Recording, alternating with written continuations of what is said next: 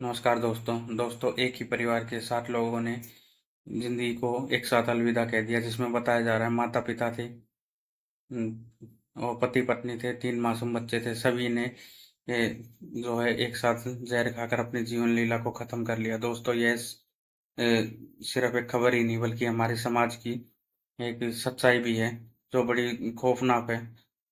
यह घटना हमें सोचने पर मजबूर कर देती है ताकि बिजनेस में मिल रही असफलता दूसरों से कर्जा लेना कितना उचित है, या बैंक से जो लोन लेना वो कितना उचित है। और बाद में अगर लगातार बिजनेस डाउनफॉल में जाता है, या सैलरी पर लोन करवा लेते हैं और किसी वजह से जॉब छूट जाती है, तो बैंक की ईएमआई या जो मार्केट से लिया गया वो पैसा अगर नहीं दे पाते, तो लास्ट में इंसान के पास एक यही कदम बचता है। हुआ भी कुछ ऐसा ही था। मित्तल परिवार ने जो है अपने मार्केट से पैसा ले रखा था अपने बिजनेस को ग्रा करने करने का, और बताया जा रहा है कि लगातार 2 से ढाई साल तक बिजनेस लगातार डाउनफॉल होता जा रहा था। और बैंक की ईएमआई और मार्केट का पैसा ना चुकाने के चक्कर में उन्होंने समाज के डर से और लोन वालों के डर से इस आत्महत्या जैसे कदम को उठाने के लिए जो मजबूर हो गए। अब सोचो प्रवीण मित्तल के ऊपर कितना दिमागी प्रेशर होगा कि उसने ना खुद बल्कि अपने माँ बाप, अपने बच्चों समेत ये इस जो है काम को करने की सोची होगी, और इसको काम को किया भी होगा।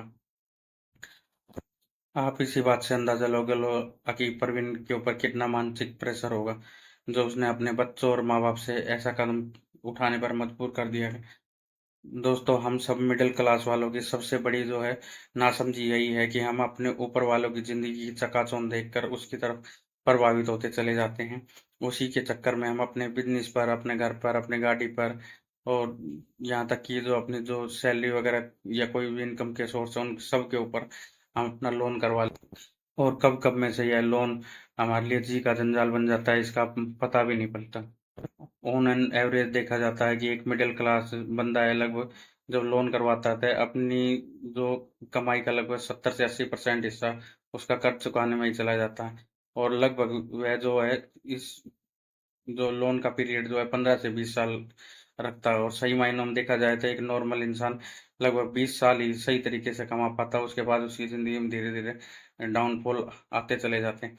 अब सोचने की बात यह है कि अगर हमने कोई लोन को लिया और उसको 20 साल तक हमने ईएमआई भरी है, अगर सोच सोचो सबसे बड़ी बात यह है, अगर वो बंदा बिजनेस कर रहा है या जॉब कर रहा है, 2-3 साल तक किसी वजह से फाइनेंशियल क्राइसिस हो जाए, या कोई ऐसी प्राकृतिक आपदा आ जाए जिसकी वजह से बिजनेस बंद हो जाए या नौकरी छूट जाए, तो लोन का प्रेशर कितना बड़ा प्रेशर होता है, इसका एक जीता जागता उदाहरण हाल में ही हुई ये घटना है। दोस्तों, मेरी आपसे हाथ जोड़ कर रिक्वेस्ट है कि इस घटना को ना सिर्फ एक कहानी माने बल्कि एक सबक मानकर लोन जैसे जंजाल से अपना जितना जल्दी हो सके उतना छुटकारा पाएं।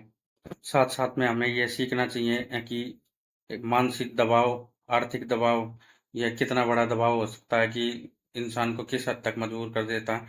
और हमें यह सीखना चाहिए कि कैसे हमें अपनी ज़रूरतों को सीमित करके रखना चाहिए, ना कि हमें दूसरों की चकाचौंध देखकर उसकी तरफ आकर्षित होना चाहिए। अगर हम किसी को देखते भी हैं तो हमें उसके बारे में पूरी डिटेल होनी चाहिए, ताकि उसकी जो चकाचौंध है वो कहीं बाहर की ही तो नहीं, कहीं अंदर उसके साथ भी कुछ ऐसा ही तो नहीं हो रहा है जैसे मित्तल परिवार के साथ जो हुआ है। दोस्तों, साथ साथ में हमें ये सीखना चाहिए कि अपनी कमाई में और अपने खर्चे में कैसे बैलेंस बना के रखना चाहिए।